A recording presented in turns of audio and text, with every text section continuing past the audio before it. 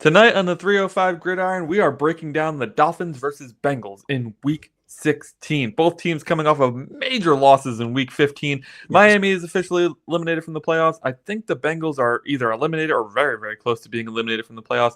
But this game still matters because we are evaluating what talent we have, what talent we don't have, which means that every single snap counts for the players on the field. Players, coaches, even philosophies are on trial in this one. So these top 5 storylines will tell us who belongs here in 2026 and who is getting the boot.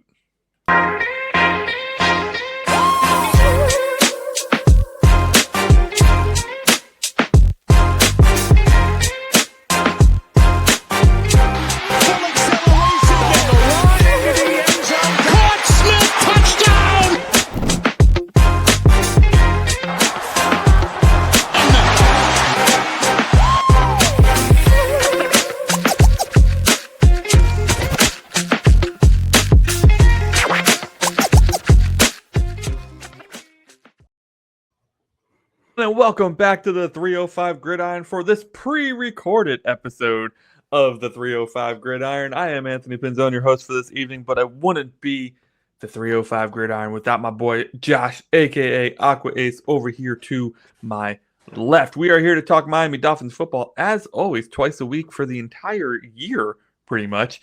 And we are talking about a preview for the Cincinnati Bengals game, a game, Josh, that was in primetime, but now is not in prime time because the NFL said, 6-8 Dolphins versus the 4-9 Bengals. Yeah, let's get that out of there. No thanks. Yeah, no thank you. Nobody wants to see that shit. Listen, man, the Cincinnati Bengals have had their struggles this year. Obviously lost Joe Burrow for more than half of the season, 3 months of it, in fact.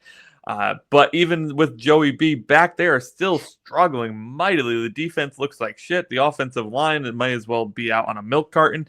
And the Miami Dolphins haven't really fared much better, coming off 5 out of 6 wins in their last 6 games. They go into Pittsburgh on Monday night and get absolutely shellacked. Yeah. So looking like a lot of the same down there in Miami. So really, we're looking at 2 teams that haven't really proven much this season, and maybe they're looking for something to prove.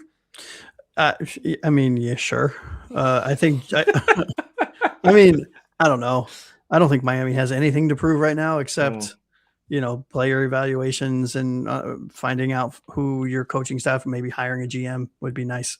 Yeah, that would be cool. I think Cincinnati, on the other hand, I think Joe Burrow has quite a lot to prove because there was quite a lot made of his comments this week about, or maybe it was last week. It was this week, right? I think where he was. So. Yeah.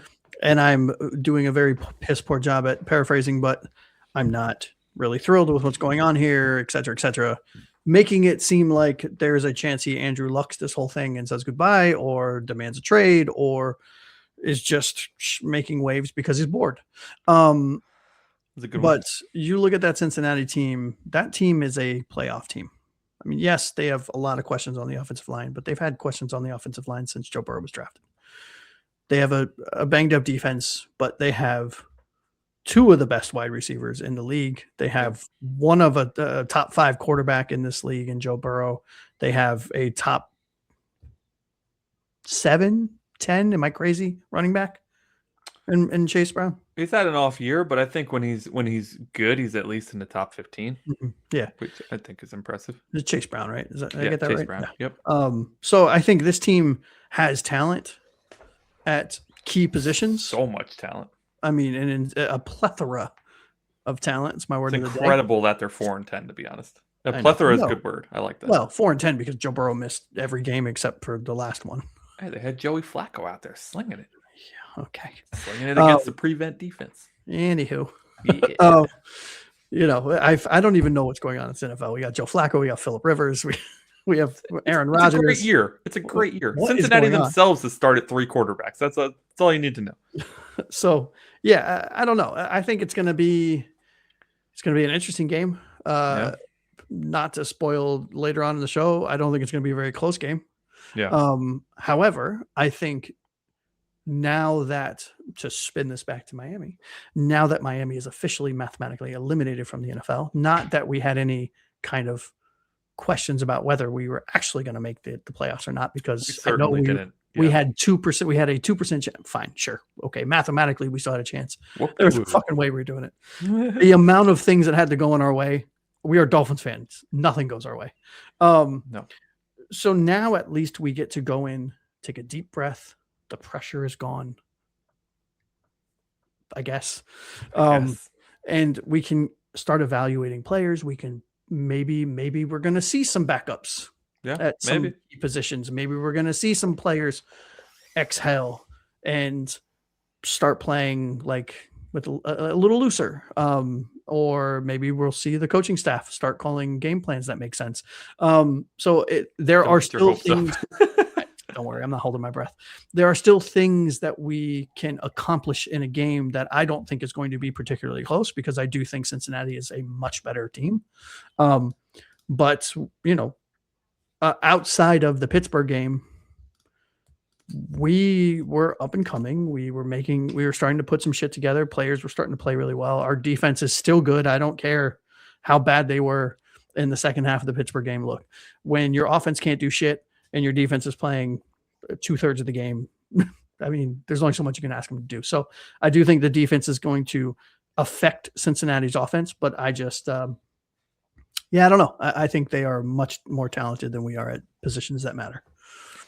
Yeah, man, we're going to get into all that. We're going to talk about our top 5 storylines from this game. But before we get into that, I posed, I don't know if it was me. I think it was actually Taylor in our chat, posed an interesting question here. Actually, it was me. What would you give up? Yeah, I went all over the place there. With Joe Burrow being unhappy in Cincinnati, let's say that aliens landed on Earth and suddenly Cincinnati was willing to trade Joe Burrow, because I literally think that the first is a better chance than the second.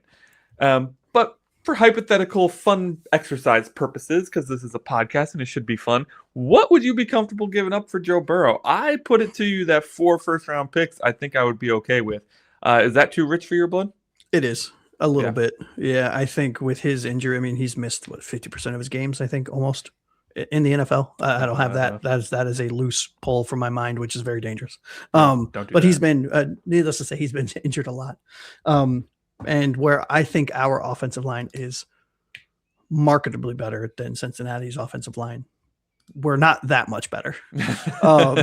And so, getting him in here at all cost is dangerous, because and I know this is a simple question, like it's a fun question, but it's hard to answer honestly, because without looking at everything, right? And that is a lot of future capital to give up for a player coming to a team that doesn't really have a lot. You know what I mean? We have a very good running back. We have a very solid few pieces on the offensive line, but we don't have a really good wide receivers. I mean, I'm a fan of Waddle. I know you're not. I mean, you don't hate him, but I don't hate him. But I'm also not a huge fan of T. Higgins either. So I mean, right. But it's not T. Higgins but it's not T. Higgins, and it's definitely not Jamar Chase. So, I think for me, if I was putting a trade together, it would be, I mean, I think I put in the chat, Tua, Waddle, two or 3 firsts and 2 second rounds or something like that. I can't remember for Joe Burrow and Burrow and Higgins. Yeah. Because I wanted Burrow to come over with somebody. I know they re-signed T. Higgins, but they weren't really thrilled. They're paying him a lot of money. So you're basically swapping his and Waddle's contracts are relatively close enough. But you need to throw in Tua for cap reasons, and they can do whatever the fuck they want with Tua after this year. I mean, given we haven't had a quarterback in like an eternity, I'm willing to give up a ton. And just looking, I'm a bit surprised by this, but Burrow hasn't missed as many games as you think, actually. He's played 74 games in his career, I think, out of a possible 90-ish. That just doesn't seem right. I feel that's like about 24% or 25% of his games. So he has missed a quarter of his games. I have to do my own individual. Go do your math. Go do your math. I mean, I guess I don't know what it would take to get Burrow, because I really don't think Cincinnati would ever even consider moving him, because why would you? But if he became disgruntled enough, I'd be willing to give up quite a bit. Yeah, and Cincinnati, the other reason I would be giving up so many firsts is because Cincinnati would definitely know those were high picks, because even if we had Burrow, we still have a lot of room to go. Yeah. But I think you have to start at 3 just to even get them to pick up the phone. You think so? Yeah. Yeah. For a quarterback of his caliber? Yeah, and his age, I guess, yeah. threw for nearly 5,000 yards and 43 touchdowns last year. Mm-hmm. I mean, look, if it was a serious conversation, it's not my money. It's not my draft picks. I don't give a fuck. Take whatever you want. Right? Exactly. I love Joe That's Burrow. my point. I love Joe Burrow. But if I'm putting on my team hat, not my fan hat, I have to at least draw the line somewhere. So I A, feel better about myself, and B, don't mortgage the next 5 years of my life as a franchise, because first round picks are very valuable, albeit we suck at them, but yeah, sure. Well, Chris Greer isn't here anymore, so we might not suck at him anymore.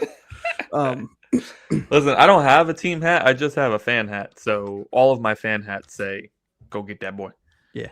I mean, look, at the end of the day, if you get a chance to get Joe Burrow, what do you want? Well, now that we have that fun and interesting exercise out of the way, which, by the way, what do you think? What would you give up to get Joe Burrow and the Miami Dolphins? And Cincinnati fans, what would it take for you to be comfortable giving up a franchise quarterback like Burrow? I'm sure some of you are fed up with the fact that he's been injured as much as he has been. And maybe some of you are fed up with the fact that he talks shit about your team. I don't know. I'd tend to be on his side if I were you, but hey, to each their own. So let us know in the comments. Dolphins fans, what would you be willing to give up? Bengals fans, what would it take for you to even consider listening to a trade conversation about Joe Burrow? Not even what would it take? Like, where do you have to start just to get you to answer the phone? Pick up the phone. Yeah. All right, Josh, let's get into our top 5 storylines for this game. It's in Miami. Cincinnati Bengals coming down to Miami to play against the Miami Dolphins in Week 16. Can't believe it. Only 3 games left in this season. We're playing on Sunday at 1 p.m. Eastern time, which was moved from Sunday night because these teams suck. So let's talk about storyline number 5, winning the early downs against Cincinnati's front. Mm-hmm. Early down set the tone for everything, my dude. We saw in this game against Pittsburgh, we could not get it done on the early down. So what are you watching from Miami on first and second down to know, yep, this is going to be a game that we had against the Bills, or nope, this is going to be a game we had against Pittsburgh?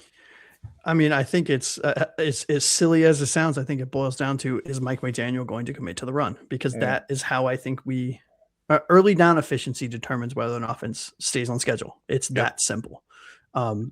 There's only so much you can go off script and be successful in the NFL, especially when you factor in the quarterback that we have.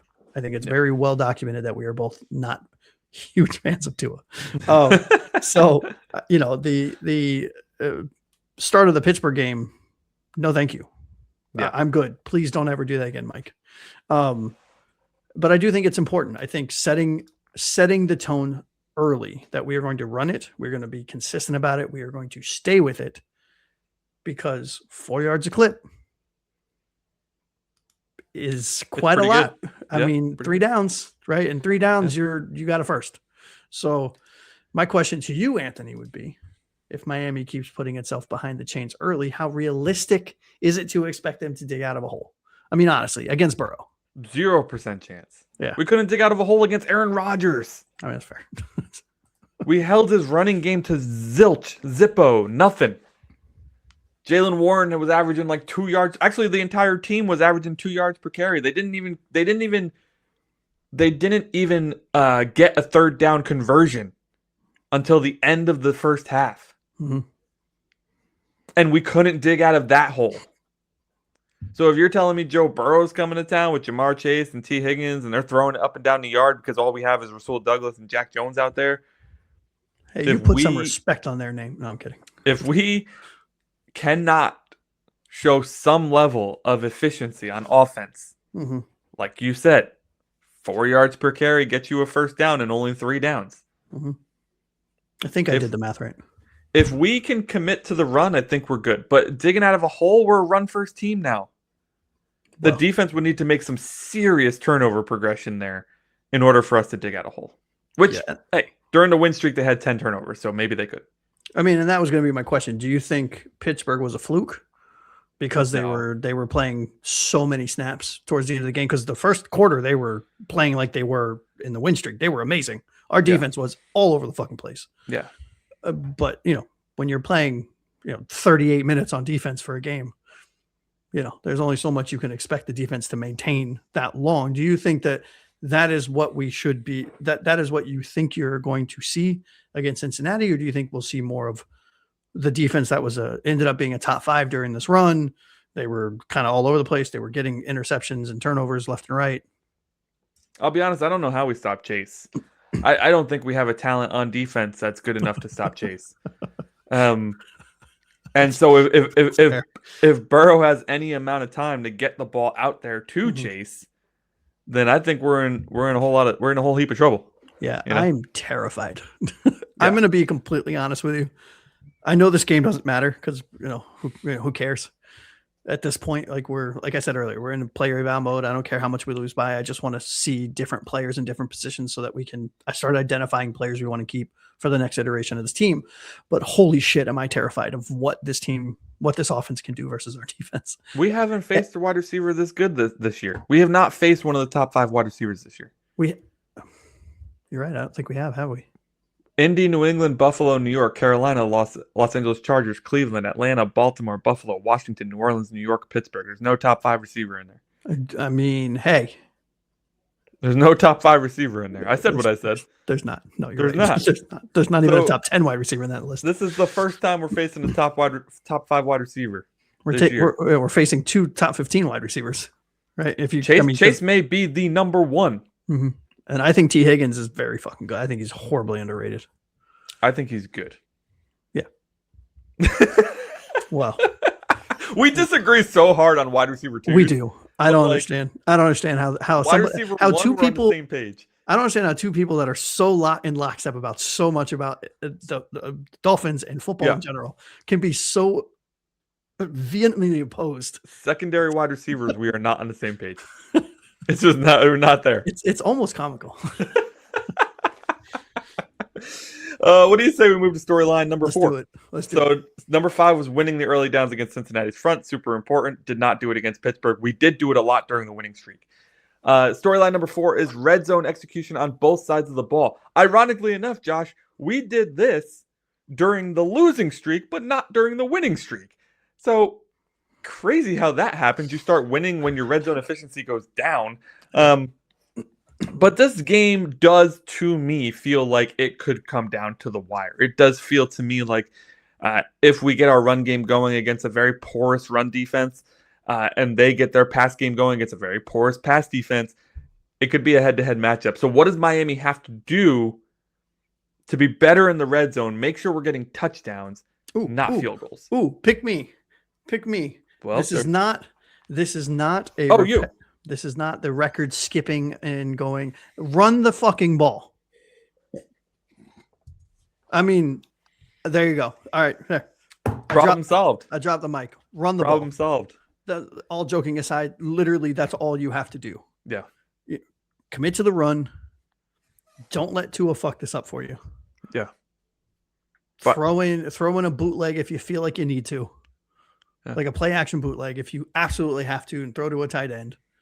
Or, here's a novel idea. How about you target Waddle more than the opening game script of every single game? Don't be silly. I'm sorry. I know. I was asking a lot of Mike McDaniel.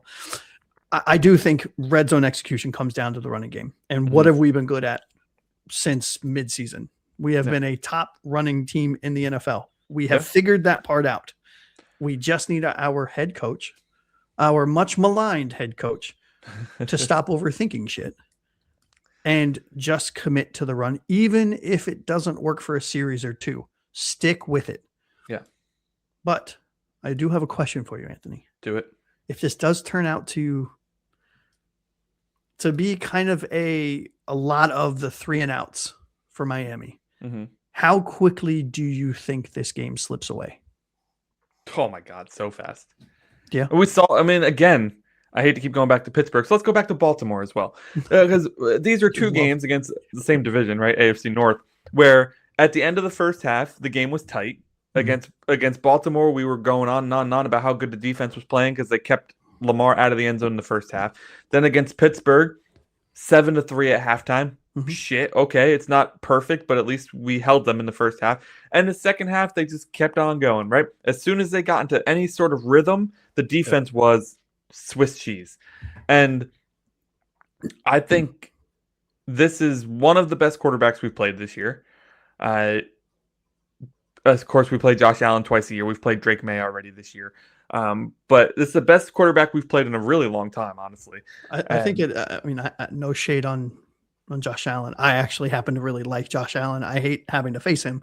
Yeah. I think Joe Burrow's, when he's healthy, is the Yeah. best quarterback we faced all year. But the thing is, to your question, I just am having a hard time seeing a world where we can come back from multiple 3-and-outs in a row and not scoring. Like, we don't have the firepower on offense. No, regardless of who's playing quarterback in this one, because we're not sure. There's been some statements made, and nothing official has come out yet. But Mike McDaniel seems like he might be over Tua. Finally. So, what does that mean for the quarterback position? We don't know. But no matter if Tua's out there or Quinn Ewers out there or Zach Wilson's out there, I don't have much confidence that we're coming back if we can at least get some first downs. Look, we have Achane. Anything's possible, but there's only so much that Superman can do, right? Yeah. What I mean, let's call it a spade. Let's call a spade a spade. It's.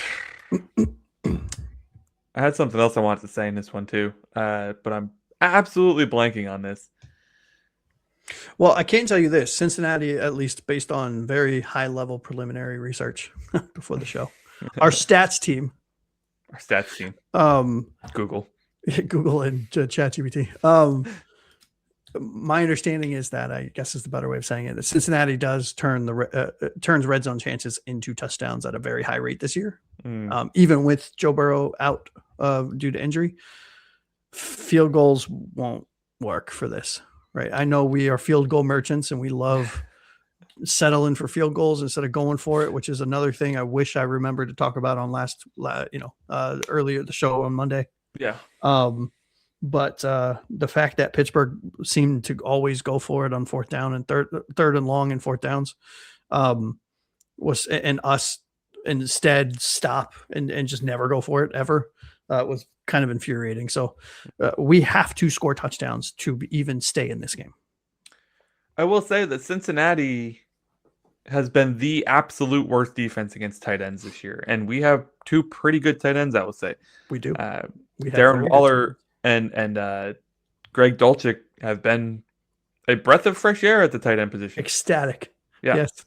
They're no Jonnu, who really put up a show last year. But Darren Waller has a nose for the end zone, which is nuts because what's the end zone? Don't know what that is. And Dulcich, he's had up and downs. It was a bit of a down game in Pittsburgh, but I love him too. I thought the week before, who did we play the week before Pittsburgh? The Jets? The Jets, yeah.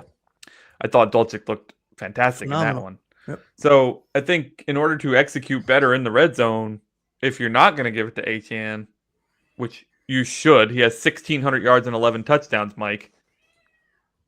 He's the one. But if you're not going to give it to him for some reason because you hate him, he called you ugly during a meeting or something, I don't know what it was, give it to Dulcich or Waller because they seem to be pretty good at getting into the end zone because they're freaking huge. Like I said, because he's the one. He is the Neo. Let me ask you an unscripted question about Achane, completely unrelated. Okay. But based on what you just said, do you think that there is a chance in hell that he could reach 2,000 scrimmage yards? Because you said he's at what, 16? He's at 16 and change. And we have 3 games left? 3 games left. So he would need like 150 yards a game-ish. I mean, fuck, that's what he's basically averaging. Right? He's averaging 142, I think. A game I think he could get it. Ironically enough, it would be a way more national story if James Cook and freaking Jonathan Taylor weren't also doing the same thing. Bro, which is wild to me to have 3 running backs. I genuinely think he would be in the, and maybe this is my homerism, but he'd be in the MVP conversation, in my opinion, if he, like, in the conversation. On a good team, yeah, for sure. You know what I mean? Well, because Jonathan Taylor was in the MVP conversation when the Colts were winning. Mm-hmm. Now that they're losing, nobody's talking about it. Right? Yeah, crazy. All right, man, let's move into storyline number 3. The run game versus Cincinnati's linebackers. We just talked a lot about the run game here. So when you look at this matchup, where does Miami actually have the advantage in the run game? That's a good question. I think it's, in the gap, we've been running very well inside lately. Our offensive line, I think during this winning streak, and I'm going to say during this winning streak, even though we just lost, have been actually playing better than I could have ever imagined. Aaron Brewer has turned his game up to even another level. Jonah Savaianaya has settled in and is playing really genuinely solid football for a rookie who struggled mightily early. I mean, we thought one of the really bad bust potential. Right? I mean, at the early season, Patrick Paul, I never hear his name, which is exactly what you want from an offensive lineman. Exactly. AJ settling in. So, I mean, our Daniel Brunskill, offensive lineman number 6, who's steady in the rotation now. Yep. I think playing big like we have been with a fullback and 2 tight ends and a running back and 1 wide receiver in Waddle, I think is the best thing we could do, because I think Cincinnati has struggled with gap discipline this year. Mm-hmm. I've watched some of their games. I did a little bit of research before the show, and their second level tackling has been questionable at times. Yeah. And I think where Miami in previous years has heavily leaned on the outside runs, which we still do from time to time, we've seen a resurgence in the inside run game over these last maybe 6 or 7 games, and it's been working really well with the combination of Achane, Ollie Gordon, and even Jalen Wright. They're averaging like Ollie Gordon and Jalen Wright over the last handful of games have averaged 4.7 and 5.2 yards a carry. Jeez. So keep it up. It's working. Right. Or I'm sorry, that's a lie. I totally just read the wrong numbers. They have been averaging 4.2 and 4.7 respectively. I mean, respectively. Still, that's a first down if you run it 3 times in a row, right? Exactly. Just throwing that out there. Listen, Cincinnati's run defense is atrociously bad. Like, really, really, really, really bad. They've let up 2,200 yards rushing on the season, which is good for dead last. They allow 157.9 yards per game, which is good for dead last. Because obviously all the bye weeks are done for. So, Mike McDaniel's game plan coming into this should be to run the ball, keep the ball out of Joe Burrow's hands 3 times. So we probably won't run it at all. Yeah, no. We're going to pass it 43 times. 2-to-1 pass ratio. 3-to-1 pass ratio. 3-to-1. We're going to lean into it. Listen, the biggest thing for me is that Mike is so quick to go away from the run if it stalls even just one time. Well, here's a question for you. If the run game does stall, do you think that Mike McDaniel will stick with it, or will he just abandon all common sense and go back to, all right, Tua, lead us to the promised land? I mean, I think he has to stick with it. These stats are not a lie, right? The defense hasn't magically gotten better all of a sudden. It's not like they were missing a superstar that they got back suddenly. It's just a bad Cincinnati defense this year, and kind of everybody knew that they were going to be bad this year, and they thought that Burrow could outpace anybody, and then Burrow gets hurt, and now they're 4-10, right? So it's like, this is a bad run defense, Mike. Believe your eyes. You're watching tape all week. You know the stats. You know the tape. You know everything that's gone on, and you see that they cannot stop the run. And you have a premier rushing back. So, hey, man, the easy call is usually easy for a reason. Excuse me. Yeah. Josh from the 305 Gridiron Post would like to ask you a question, Mike McDaniel.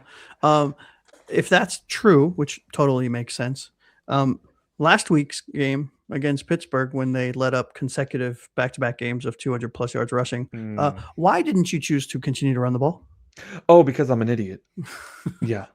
They keep talking about giving me my job back next year. I don't really want this job because I'm sick and tired of having this job. I look like a drug dealer now. I came into this looking like a nerd. Now I look like a drug dealer. I need to get out of here. They won't let me leave. They won't let me out. Blink twice if you need help. I'm stuck here. That's some Stephen King level fucking horror right here. Oh, God. All of that to say, storyline number 3, our run game for Cincinnati's linebackers should absolutely dominate them, but we'll see what Mike chooses to do. Let's get into number 2, man, because I think this one's an interesting topic. Yeah, I'm excited. Getting pressure on the quarterback, who is Joe Burrow, without compromising coverage, because we are going to need all the coverage we can get to cover Yeah. Chase and Higgins, and Gesicki, I'm sure, wants to get a piece of the action as well. Yeah, and Chase Brown out of the backfield is Chase no Brown slouch. is dangerous out of the backfield. Yeah, so Burrow is absolutely lethal. We know this when he knows where the pressure is coming from. So we haven't been the best pass rushing team this year. How exactly do we speed him up, get him uncomfortable? Something we, again, were not able to do last week against Aaron Rodgers, who I feel like should be easier to make uncomfortable than Joe Burrow. Yeah, I mean, honestly, it's Weaver leaning into two things he was very good at doing earlier in the season and has kind of gotten away from a little bit, which is slow down on the off coverages. I understand the principle of keeping it all in front of you and making them methodically go down the field over and over and over again. The problem with that is Joe Burrow destroys soft zones and late rotations. It's not going to work in this game. The other thing that Weaver was very adamant about doing early season and has slowly gotten away from it is situational blitzes. You always have to, the only way, I guess is the better way of saying it, the only way that we beat Burrow and the Cincinnati Bengals is if we keep them on the ground. And that means sending an extra blitzer, simulating blitz and dropping who he thinks is going to come and sending a rusher from the opposite end. Maybe it's a safety drop or whatever the case is. Because you have to have him always thinking about where is the pressure coming from so that he's not sitting there like 1,000, 2, 1,000, 3, 1,000, 4, 1,000, 5, Chase, 1,000, 2, 1,000, Higgins, 1,000, 2, 1, Chase. And then next thing you know, it's 48-0. And because we can't get any pressure on him.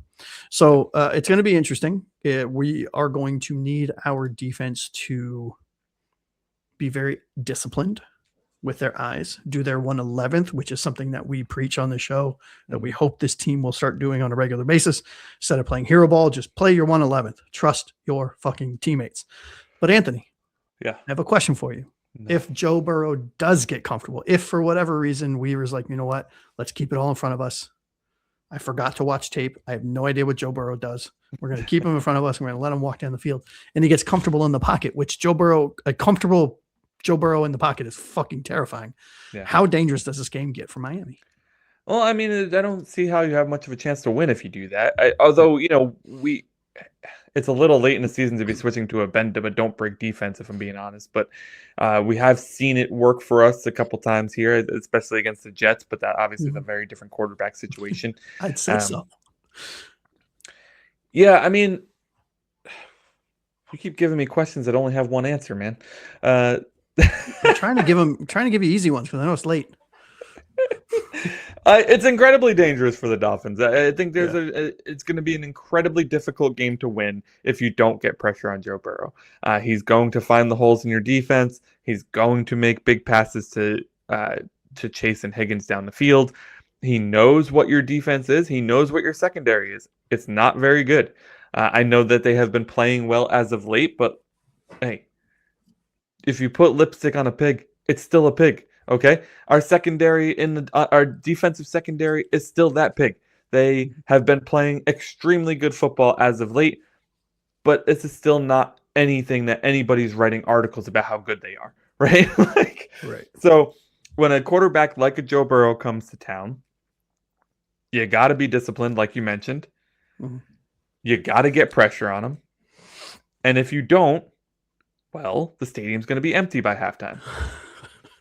And I will be watching season 7 of The Rookie. Yeah, I'll watch something else. I'll pop Red Zone on or something. Yeah, exactly. Everything now is holiday stuff on the weekends anyway. So I'll go say hi to whatever guest I have here instead of watching the game. Perfect. Yeah. All right, man. Let's drop it into our number 1 storyline for this game. Miami Dolphins versus Cincinnati Bengals in Miami, by the way. We get to return home for 2 games before heading back to New England to finish off the season. Third down football decides this game. Yeah. We were incredibly bad on third downs last week. Mm-hmm. But defensively, for a half of football at least, we were incredibly good at third downs. Mm-hmm. So it was the swing point of that game. once the Steelers started completing third downs, we started to get swallowed up, chewed up, spit out, destroyed. Mm-hmm. So I think it goes without saying that third downs are pretty freaking important, and they can swing this game very easily. Yeah. Why can't the Dolphins be better at this? What are they struggling with on third down? It's so hard for them to just do it, man. Just get Just the third do downs. it, man. Just do it, man. I mean, on offense, I think it's a combination of two and the decisions at play calling. I think it's,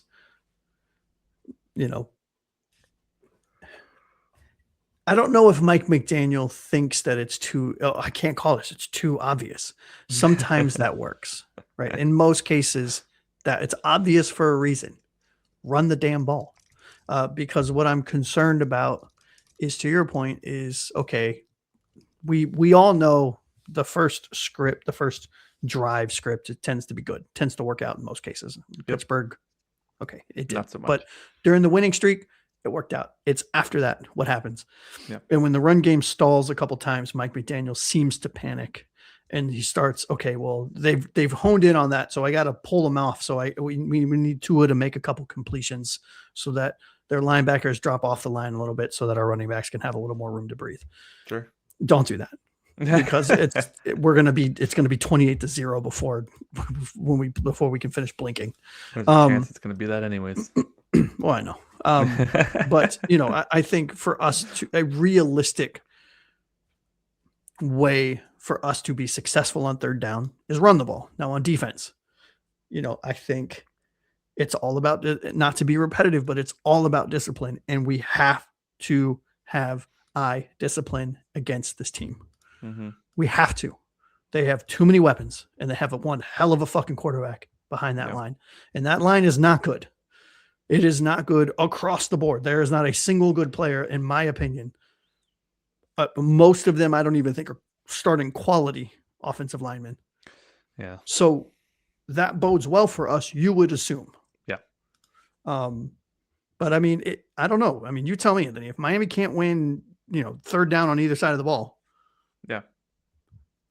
Is there a path that we win this game? Can you see a path where if we struggle on third downs, specifically on third downs, on offense and on defense, can you find any path to us even winning, to us winning, outside of somebody coming on and driving a truck over Joe Burrow? Which I'm not advocating for, fans. Yeah, actually, I absolutely can. I think the turnover game, we have been incredibly good at punching out the ball. Mm-hmm. So I think that if the guys can get in there and force some turnovers, I know that Chase hasn't turned the ball over much this year, but like looking at past stats is irrelevant to me. It maybe he hasn't faced a team that's tried to punch the ball out every single time they try to tackle, which is what our guys have been doing, right? We have seen Melifonwu and Ashton Davis really come on in their approach to the line and getting hard hits on offensive players against Pittsburgh. Last show you mentioned that like the first half, our tackling of our defense was impeccable. Yeah. So if we can't win the third down, there is still a path to victory, and that's the turnover game. You can get turnovers on any down, so it doesn't really matter. So if we can force an interception, if we can force a T. Higgins fumble or a Jamar Chase fumble, or I feel like a lot of the interceptions I've been watching in the league this year have been a receiver hitting the ball hitting the receiver in the hands and him just dropping it into the hands of the defender. We'll take a few of those. Yeah, please. Yeah. I think that in order to win this game without being efficient on third down, we need to see the turnover guys come in hot on this one. We need to see the sack guys come in hot on this one. Took it right out of my mouth. I was going to say Sealer, like kind of getting a sack and kind of throwing Burrow and the ball comes popping out. Well, we're not incredibly good at either of these things. If we're being honest, if we look at the season as a whole, our sack leader is 6.5 sacks. That's pretty shit. Who is it? Bradley Chubb. Bradley Chubb. Yeah. Yeah. Like pass deflections though, Rasul Douglas has 11. Does he really? And he joined late. Like PBUs? Yeah. Oh, no kidding. But interception wise, we have 1, 2, 3, 4, 5, 7 total. Okay. Hey, Rasul has 2. I mean, I'll take 7. I mean, we were like in week 5 and we didn't have a single one. True. It's not very good if you're wondering. It's towards the bottom of the league in terms of no, I know interceptions. But yeah. I'm just saying we have 17 total takeaways on the year, which pretty much matches the number of giveaways that Tua has for us. We need if our offense doesn't turn the ball over, they can be inefficient on third down as long as they don't turn the ball over. And the defense starts to play as well as they played during the winning streak, forces turnovers, gets sacks, is disruptive, then yes, we can still win this game without being efficient on third down. I like it. All right, man. Let's wait to hear your final predictions, though. Let's get into these predictions. Actually, let's do I want to do one last storyline. It doesn't have to be a storyline, if you will, but one last question here. I know we talked a little bit. Actually, we talked a lot about it on the Pittsburgh show. But for those who didn't listen to the Pittsburgh show, maybe the Cincinnati Bengals fans, we consider the Dolphins, now that we're eliminated, to be in evaluation mode, and we believe that we want to see them start to play younger people wherever that's possible. I know there's not many positions on a team where a younger person isn't already starting because we don't have a lot of depth. But like, what is one evaluation piece you're really hoping to see in this game for the Dolphins? Do I take the easy road? I'm taking the easy road. It's the backup quarterback position. I do not want to see Tua take the field unless the other 2 quarterbacks die. Yeah. Because I would rather see the Wildcat for the entire game than see Tua out on the field. And that is not, I am not trying to be cute and funny. Like, I genuinely mean that. Yeah. So I would like to see, I mean, I kind of feel like I know what Zach Wilson is. Yeah. But to your point last show, he spent a year in Denver as a backup, learning behind Sean Payton, looked very good in the preseason for them, kind of seemed to right the ship a little bit mentally. Then he comes to us, preseason, looks okay-ish. Yeah. But again, he's playing with 3rd and 4th stringers and undrafted free agents. So, I mean, maybe there's something there. Maybe he can pull. I think you referenced Sam Darnold. Yeah. Maybe he could be. Maybe. I don't know. Who knows? But we don't know because he's not playing. Or Baker, right? Yeah. Or Baker, right. Yeah. But more so for me specifically, I am not a Quinn Ewers fan like you. I was not a fan of his coming out of college. We joked about, could you fucking imagine if Chris Greer actually drafts this guy and then 3 days later he's a Miami Dolphin. Shit did, yeah. But he's a Miami Dolphin. Yep. So let's see. Throw him to the fucking Wolves. Yeah. And let's see what he is, because maybe nobody thought, and please understand, chat, I'm going to get crucified for this. I am not saying that he is going to be Tom Brady. I am not delusional. No. However, sometimes Tom Brady was drafted in the 7th round, looked like dog shit physically. Everyone laughed at him, said he wasn't, but he turned into something. And I'm not saying, I think Quinn Ewers' ceiling is maybe a QB2. Maybe. However, you never know. So let's see. We have 3 games left. We have nothing to lose.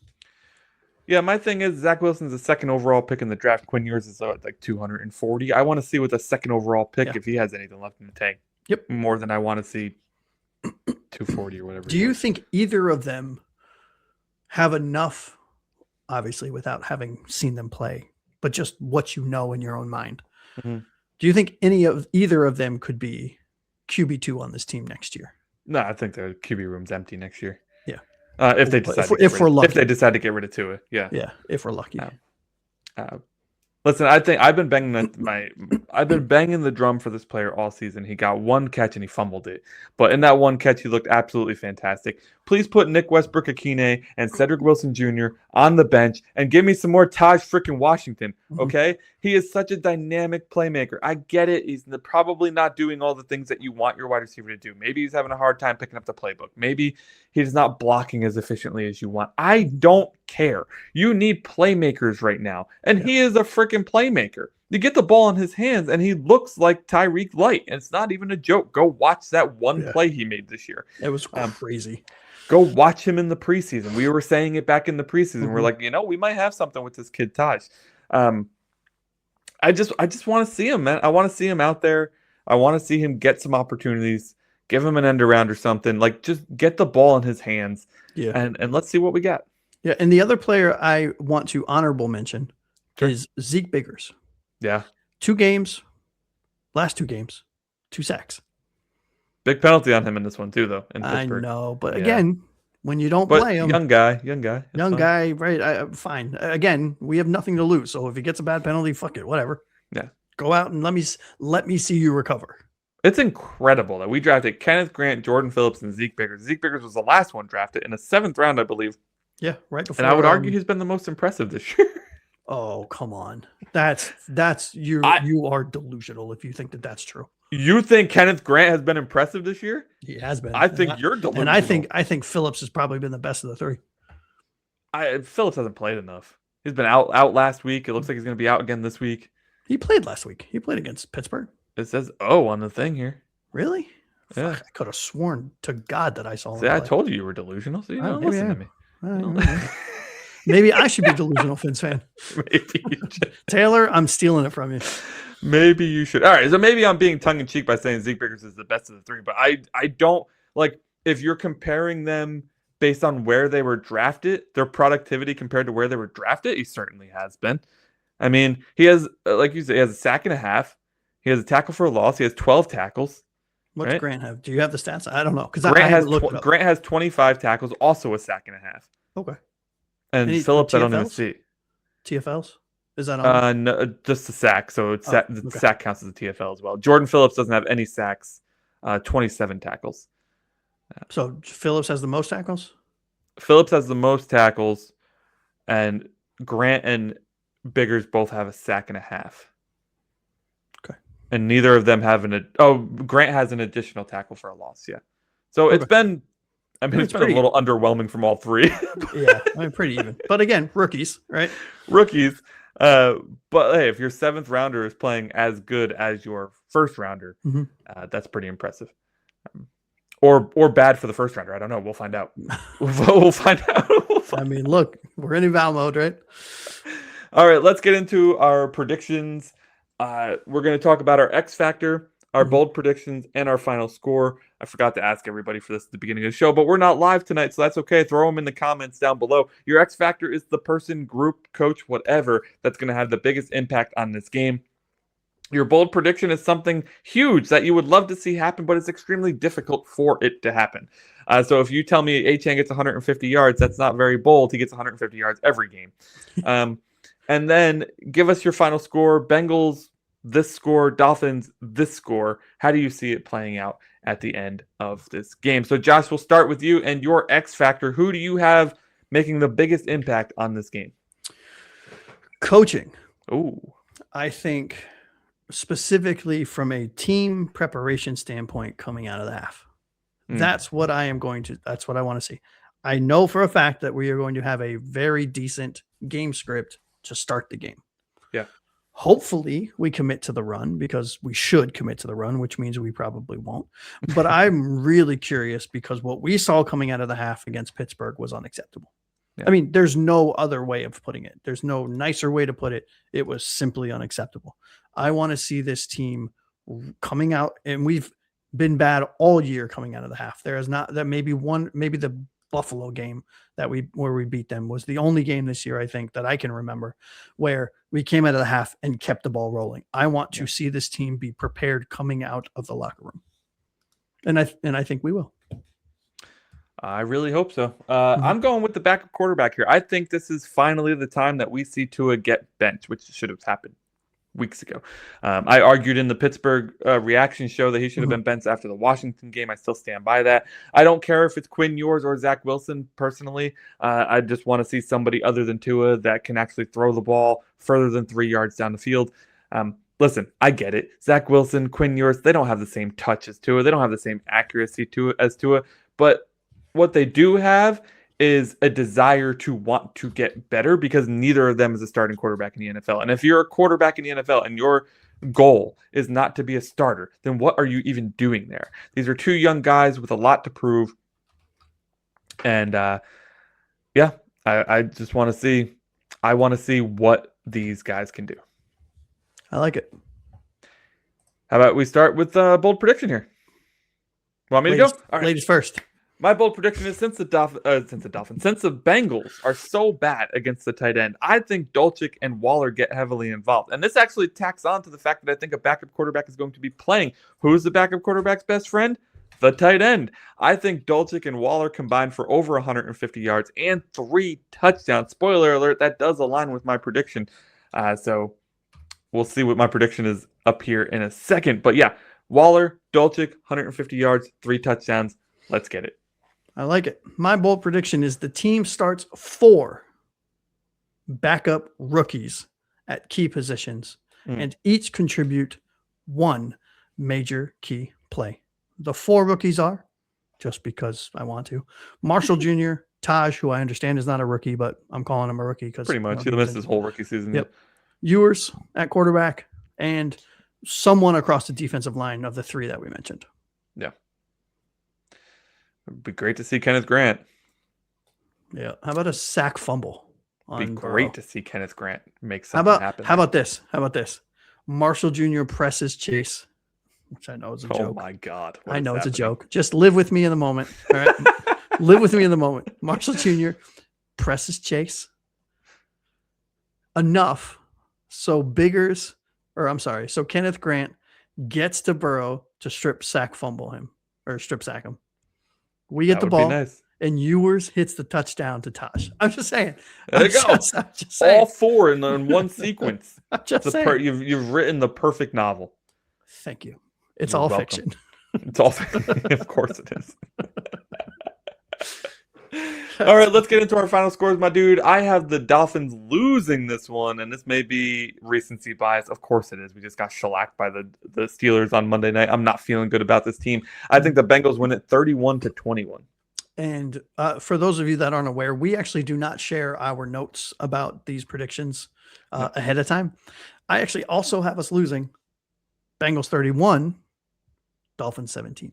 We both think the Bengals are scoring 31 points. Ironically enough, the Bengals are giving up 31 points a game, and we did not choose the Dolphins to score 31 points. So the only reason I'm really saying 17 is because I do think they bench Tua. Yeah. And I think we'll see Quinn Ewers, and there's just going to be bad plays because these quarterbacks are second and third stringers. Yeah. Hey, man, I hope that we are wrong about these predictions. I know that I don't. Well, I still like seeing wins more than losses. And especially if it's a backup quarterback playing, it would be nice to see them playing some competent football. Absolutely. But I care more about evaluations right now than I do about wins. Now, it would be awesome if we won. Don't get me wrong. I am rooting for the win. Yeah. Come on, let's be real. I mean, if you're evaluating and we still beat the Joe Burrow-led Bengals, I feel it's a twofer. I feel pretty good. Pretty good.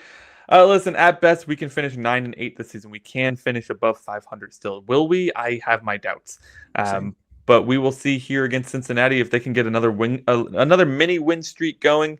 I still think there's a really good chance that the Patriots are playing backups in Week 18, which means we have to beat the Bengals and the Bucks to get to 500, and then it's a showdown with the Patriots to determine if we finish above 500 or below 500. Big thanks to everybody down in the comments and all the love we've been getting recently. We're at 113 subscribers. Our goal is 150 by February 11th. I should say our next goal. We do have quarterly goals that we want to achieve as the season progresses, as our channel grows. So if you have been one of the people who has helped us grow so far, thank you so much. And helping us grow could mean that you gave us a comment, a like, a subscription, whatever it is. Or a recommendation. We appreciate you. Yeah. Or a recommendation. Listen, if you just beat the crap out, if you're a Steelers fan and you just stomped us, go comment on our stuff and let us know that you just stomped us. We want to see it because we're going to shit talk you if we win. So we want you to shit talk us if fair you statement. win. So Bengals fans, if you guys win this game or if you think you're going to win this game confidently, get up in the comments. Let us know about it. Let us know why we are going to get wrecked. Or if you want the Bengals to lose because you want a higher draft pick because you're only 4-10 and maybe, hey, let us know that too. Yeah. Dolphins fans, we appreciate you for being here all the time. I know it's been rough to be a Dolphins fan over the past We 3 commiserate decades. together. Yeah. So the fact that you're here watching more Dolphins content means you must be a true fan. So we really appreciate you. If you can help us get to 150 subscribers by February 11th, we will have a giveaway. I hear rumors that it could be a Dolphins jersey. Maybe. If you are a subscriber of a different team, let us know. Maybe Santa will bring a different team's jersey. I don't know. We'll have to see. That'll be hilarious. Yeah. No, I'm kidding. Maybe. We'll see. We'll see about that. But yeah, there will be a significantly bigger giveaway than the last one we just did. We hit 100 subscribers, which was a fan challenge, actually. Which one was of our crazy. fans, Which was crazy. One of our fans, Sports Night with Jorge, in the live chat said you guys should push for 100 subscribers by the end of November. We hit it on December 1st. We still counted it because November only has 30 days. That's bullshit. Yep. So we hit the goal. We gave away a hat. One of our regulars, Balakai, won the hat. Congratulations to him. A brand new old logo snapback. It was a beautiful one. Beautiful. Yeah. Beautiful one. Yeah. So thank you all for your support. Thank you for helping us get to 150 subscribers. Thank you for listening to my TED Talk. But that's enough of us tonight. Love you all so much. We will see you next week. We'll be live on Monday night with our reactions to this game. Any last words, Josh, before we sign off? Nailed it. Nailed it. All right. Which of these top 5 storylines do you think matters most now that the playoffs are off the table? Drop the comments in the comment section below. I don't know. I'm used to saying in the chat, but there's no chat today. It's not a live show. Yep. Sorry, and if you joined us today and don't get to join us before the holidays, happy Hanukkah, happy Christmas, Merry Christmas, happy Kwanzaa. Insert other holiday I might be forgetting. Whatever you celebrate, we hope Christmas, Hanukkah, Kwanzaa. There you go. We hope it's a fun-filled holiday. Absolutely. With lots of laughs, lots of family, lots of love. Lots of love, because we love you guys. Appreciate it. All right, for Josh, a.k.a. Aqua Ace, I'm Anthony Pinzone. This has been the 305 Gridiron. We appreciate you all so much. Have a fantastic evening, and until next time, fins up, baby.